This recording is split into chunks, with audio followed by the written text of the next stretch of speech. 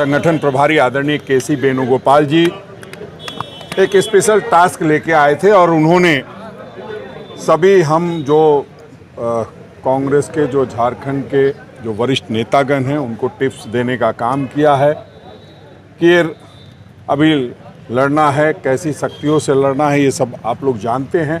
और उस निमित्त हमें बूथवार और जो सीनियर लीडर्स हमारे आए हैं उनको विधानसभा वार जिम्मेदारी लगाई गई है।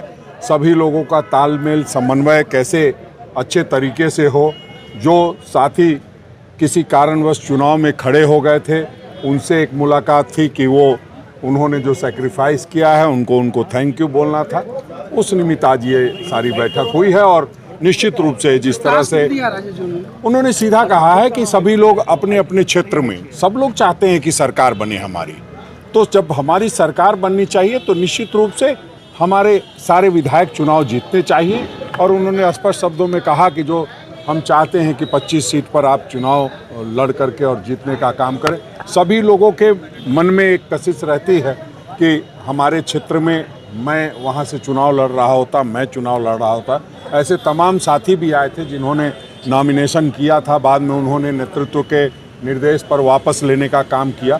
उन सभी को उन्होंने कहा कि आप लोग जितनी ताकत से अपने लिए चुनाव मैदान में लगना चाहते थे उसी ताकत से, उसके दुगनी ताकत से तमाम साथियों के लिए लगेंगे तो हमारी जीत सुनिश्चित है। नाराजगी की बातें कुछ लोग अपनी बात रख रहे थे, ऐसी बात नहीं, निश्चित रूप से देखिए, जब भी हम लोग कोई चर्चा करते हैं तो हम लोग सबकी सुनते हैं। उसको आप नाराजगी भी कह सकते हैं, आप उसको एक सुझाव भी कह सकते हैं। तमाम साथियों का सुझाव होता है, अंदाज अलग अलग होता है कहने का। कोई ज़्यादा तेज बोलता है, कोई हल्के स्वर में बोलता है।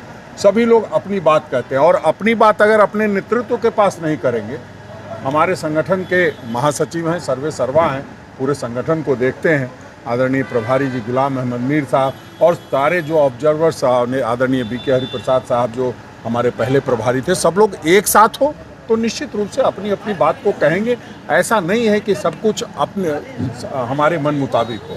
कई चीज़ें संगठन के और बहुत सारे लोगों के मुताबिक होती है, तो कई बार हमें ऐसा लगता है कि शायद हमारे मुताबिक नहीं हुआ इसलिए हम नाराज़गी उसको बताते हैं, लेकिन वो नाराज़गी नहीं, पार्टी में एक प्यार है, मोहब्बत है और निश्चित रूप से सब लोग अपनी अपनी बात अपने अपने तरीके से कहते हैं। तेज किसने कहा? कॉन्फ्रेंस का समय था, अचानक कैंसिल कर देने की वजह? नहीं, देखिए, ये तो आप जानते हैं कि प्रेस कॉन्फ्रेंस आहूत था, आपको कहा गया होगा, मैं उसके लिए अधिकृत नहीं हूँ।